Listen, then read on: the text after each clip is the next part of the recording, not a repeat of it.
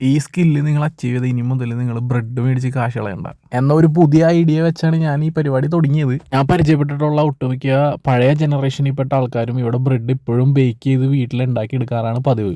അപ്പോൾ അവരുടെ നിന്ന് മോട്ടിവേഷൻ കിട്ടിയിട്ടാണ് ഞാൻ ഈ പരിപാടി തുടങ്ങിയത്, വീട്ടിൽ ബ്രെഡ് ബേക്ക് ചെയ്യാന്ന്. ഇപ്പോൾ ജർമ്മൻ ബിയർ പോലെ തന്നെ ഫേമസ് ആണ് ജർമ്മൻ ബ്രെഡ്. ഇവിടുത്തെ സൂപ്പർ മാർക്കറ്റിൽ നിന്നൊക്കെ മേടിക്കുന്ന ബ്രെഡിനേക്കാളും വളരെ ടേസ്റ്റ് കൂടുതലാണ് ഇവിടുത്തെ ബേക്കറീസിൽ നിന്ന് നമ്മൾ ഡയറക്റ്റ് പോയിട്ട് മേടിക്കുന്ന ബ്രെഡുകൾ.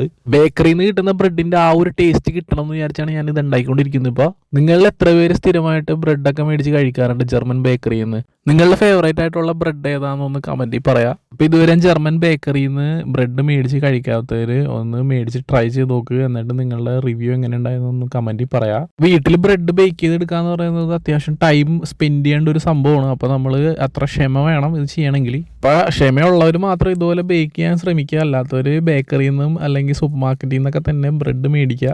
ഞാൻ ആദ്യമായിട്ട് ബേക്ക് ചെയ്ത എൻ്റെ ജർമ്മൻ ബ്രെഡാണ് ഈ കാണുന്നത്. അപ്പോൾ നമുക്കിതൊന്ന് കട്ട് ചെയ്ത് നോക്കാം.